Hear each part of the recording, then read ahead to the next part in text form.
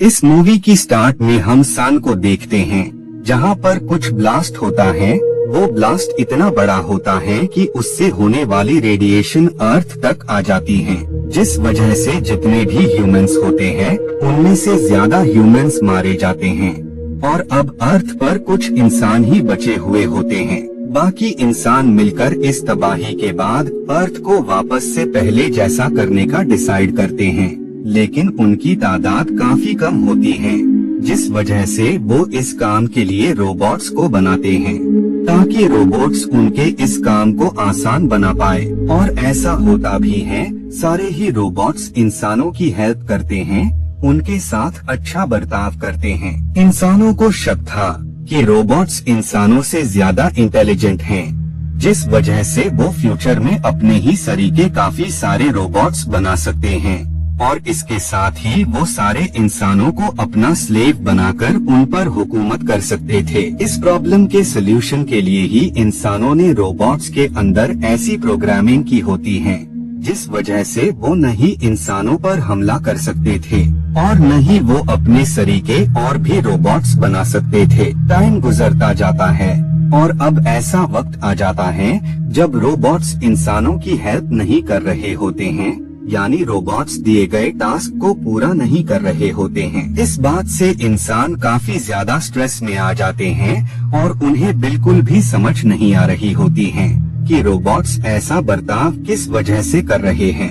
Robots के ऐसे बर्ताव को देखकर सभी इंसान उनसे खौफ सदा हो जाते हैं, जिस वजह से वो रोबोट्स को खतरा मानकर उन्हें खत्म करने लगते हैं। इधर हम ऑफिसर को देखते हैं, जिसे वहाँ पर कुछ अजीब सी आवाज आने लगती है और जब वो सही से चेक करता है तो उसे वहाँ पर येलो कलर का रोबोट नजर आता है, जो कि खुद को ही रिपेयर यानी ठीक कर रहा होता है।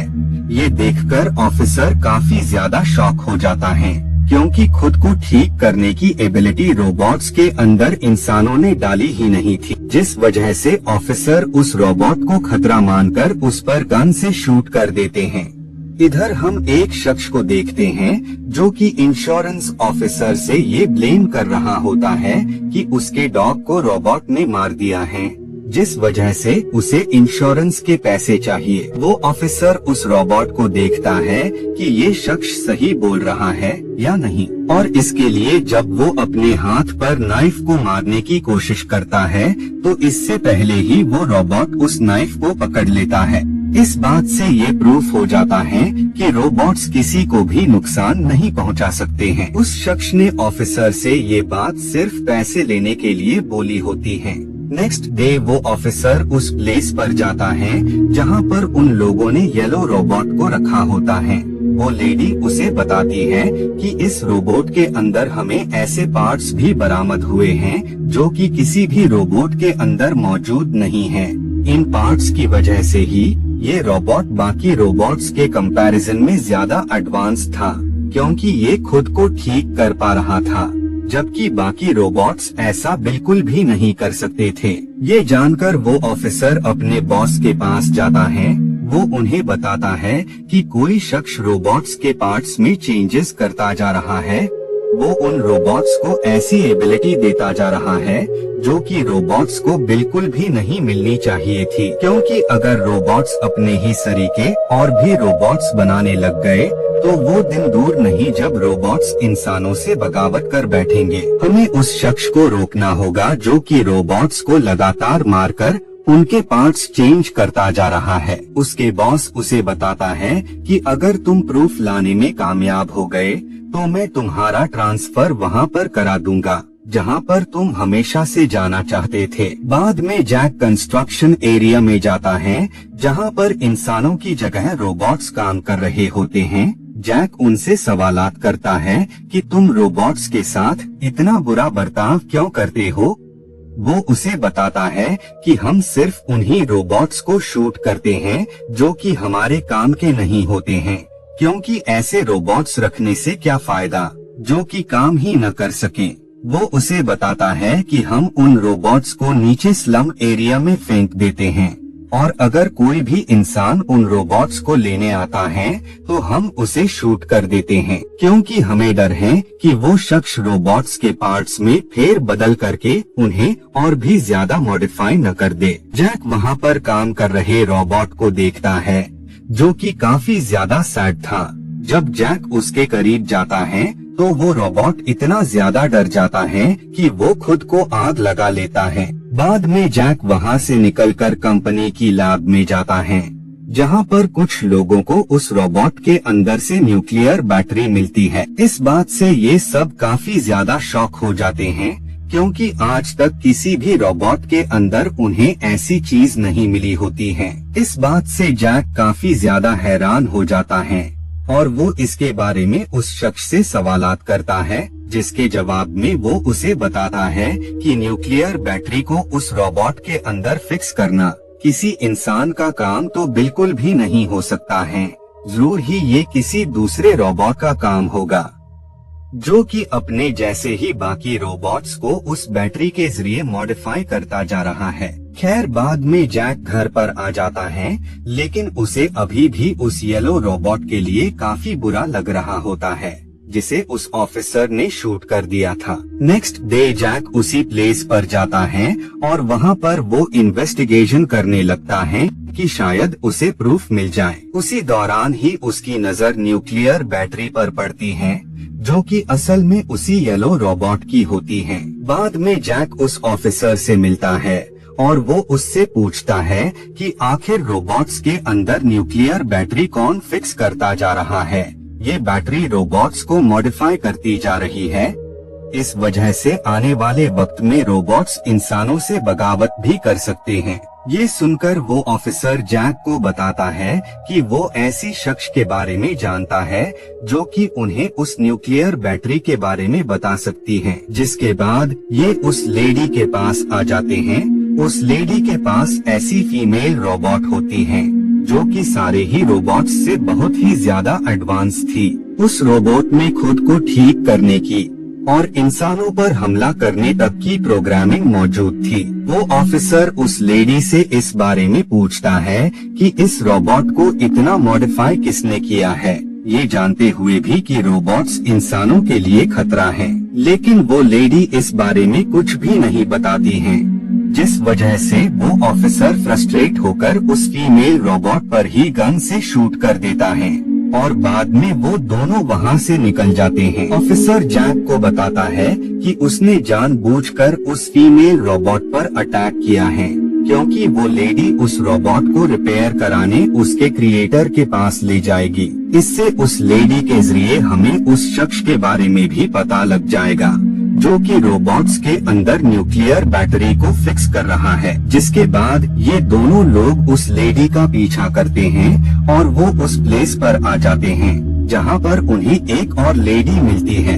जैक उस शख्स से न्यूक्लियर बैटरी के बारे में पूछता है। वो लेडी उन्हें बताती है कि उसे खुद भी ये मालूम नहीं है कि कौन उन बैटरीज को रोबोट्स के अंदर फिक्स कर रहा है, लेकिन जो भी शख्स उन रोबोट्स में वो बैटरी फिक्स कर रहा है वो बिल्कुल सही कर रहा है, क्योंकि रोबोट्स मॉडिफाई हो रहे हैं और अगर मॉडिफाई रोबोट्स अपने सरीके और भी रोबोट्स को बनाएंगे तो उनके रोबोट्स इंसानों के बनाए हुए रोबोट्स से ज्यादा एडवांस होंगे। बाद में जैक उस शख्स को वो न्यूक्लियर बैटरी दिखाता है जो कि उसे येलो रोबोट के पास से मिली थी। बाद में वो लेडी उस बैटरी को फीमेल रोबोट के अंदर फिक्स कर देती है।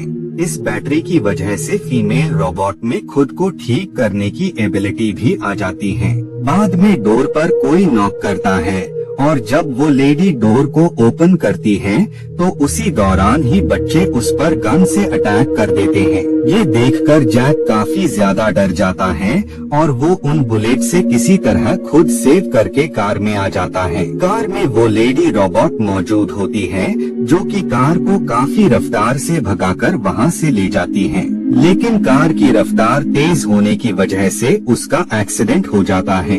बाद में जब जैक की आंख खुलती है तो वो उस फीमेल रोबोट को देखता है जो कि उस बैटरी की वजह से खुद को रिपेयर कर रही होती है। बाद में जैक को कुछ रोबोट्स अपने साथ लेकर जा रहे होते हैं जैक उन्हें समझाता है कि हमें सिटी की तरफ बढ़ना चाहिए, लेकिन वो रोबोट्स जैक की कोई भी बात पर ध्यान नहीं देते हैं, जिस वजह से जैक अकेले ही सिटी की तरफ बढ़ने लगता है।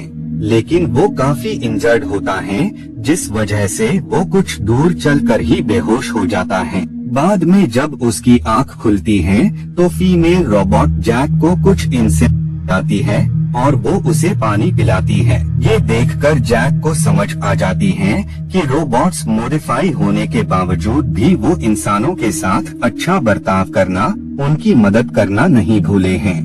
बाद में जैक बॉस को अपनी लोकेशन सेंड कर देता है, जिसे फॉलो करते हुए वो ऑफिसर वहाँ पर आ जाता है।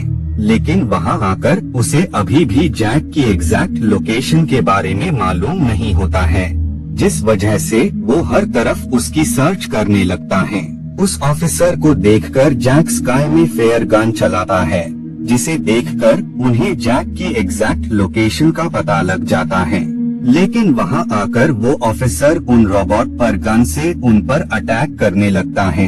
ये देखकर जैक को काफी बुरा लगता है और वो उस ऑफिसर पर गन से अटैक कर उसे मार देता है, क्योंकि जैक के अंदर अभी भी रोबोट्स के लिए हमदर्दी होती है। इधर रोबोट बनाने वाली कंपनी रोबोट्स के अंदर उस न्यूक्लियर बैटरी को देखकर काफी ज्यादा हैरान हो जाते हैं, क्योंकि उन्होंने कोई भी ऐसा सॉफ्टवेयर रोबोट्स के प्रोग्राम में नहीं डाला होता है जिससे वो खुद को रिपेयर कर सके। नेक्स्ट डे जब जैक बाहर आता है तो उसे वहाँ पर सिर्फ फीमेल रोबोट ही नजर आती है, जिस वजह से जैक बाकी रोबोट्स के बारे में उससे पूछता है, जिस पर वो ये बताती है कि वो सिटी की तरफ जाने वाले वे की सर्च में गए हैं। जिसके बाद ये दोनों भी आगे बढ़ जाते हैं। जैक को वहाँ पर एक शख्स नजर आता है जो कि असल में रोबोट होता है। बाद में जब वो उस प्लेस के अंदर जाता है तो उसे वहाँ पर रोबोट्स के काफी सारे पार्ट्स नजर आते हैं, जिन पार्ट्स की हेल्प से वहाँ पर मौजूद रोबोट और भी सारे रोबोट्स को बना रहे होते हैं। वो रोबोट जैक को बताता है कि वक्त के साथ चीजें चेंज होती जाती हैं, क्योंकि पहले अर्थ पर सिर्फ ह्यूमंस रहते थे, लेकिन अब रोबोट्स और इंसानों को साथ मिलकर रहना होगा। अर्थ पर बहुत सारी ऐसी रेडियो एक्टिव प्लेसेस हैं जहाँ पर इंसान नहीं रह सकते हैं, लेकिन उन प्लेसेस पर रोबोट्स रह सकते हैं। उन्हें उस रेडिएशन से कुछ भी नहीं होगा। बाद में जैक उसे वो न्यूक्लियर बैटरी दे देता है ताकि वो और भी रोबोट्स को मॉडिफाई कर सके। इधर बॉस को उस ऑफिसर की डेड बॉडी मिलती है। इधर वो सारे रोबोट्स मिलकर रोबोट डॉग बनाते हैं और उसके अंदर वो उसी न्यूक्लियर बैटरी को फिक्स कर देते हैं। उसी दौरान ही वहाँ पर कुछ लोग आ जाते हैं जो कि उसी ऑफिसर के साथी होते हैं। वो उन रोबोट्स पर अटैक कर देते हैं और लीडर रोबोट के अंदर से हार्ड डिस्क को अलग कर देते हैं। ये देखकर जैक को उन रोबोट्स के लिए काफी बुरा लगता है, जिस वजह से वो कार से उन्हें हिट कर देता है और वो काफी सारे ऑफिसर्स को मार देता है। लेकिन एक ऑफिसर अभी भी अलाइव होता है, जिसे वो रोबोट डॉग उसे भी मार देता है। और इसी के साथ ही ये मूवी यहीं पर एंड हो जाती है।